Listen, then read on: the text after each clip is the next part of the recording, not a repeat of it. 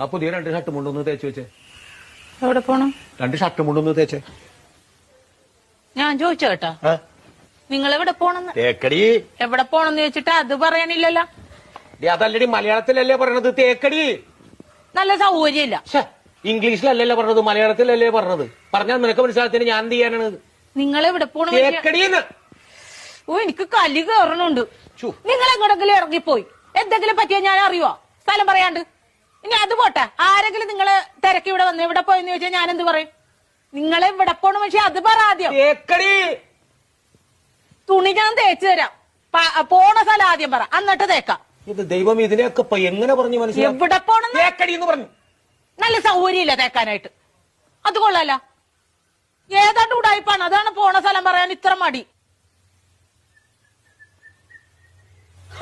ഇങ്ങനെ ഇരിക്കണ റെഡിയായില്ലേ?